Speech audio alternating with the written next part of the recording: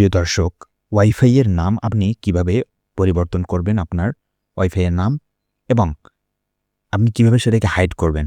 Hide বলতে কি বোঝাচ্ছি? আপনার ওয়াইফাইটা সাধারণত কেউ খুঁজে পাবে না। আপনার আ ওয়াইফাই এর নেমটা সার্চ করলে পরে ফোনে আসবে।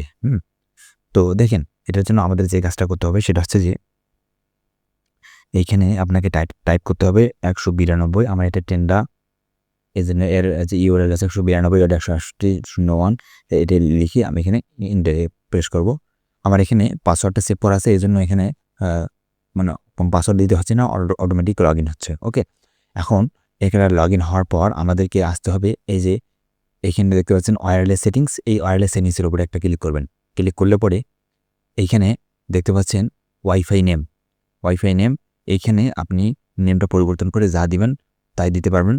দেওয়ার পরে আপনি যদি ওয়াইফাইটা হাইড করতে চান, মানে মানুষের সামনে যাতে আপনার ওয়াইফাইটা শো না করায় নামটা, তাহলে সেক্ষেত্রে আপনি এই যে দেখতে পাচ্ছেন চেকবক্স, এই চেকবক্সের উপরে ক্লিক করবেন। ক্লিক কর হাইড ওয়াইফাই, ক্লিক করার পর এখানে আপনি নিচে দেখতে পাচ্ছেন এই যে ওকে, এই ওকেতে প্রেস করবেন। ওকে? ওকেতে প্রেস করলে পরে আপনার নামটা চেঞ্জ হয়ে যাবে এবং ওয়াইফাইটা হাইড হয়ে যাবে। আমি চেঞ্জ করতেছি না, আমার দরকার নেই আপাতত।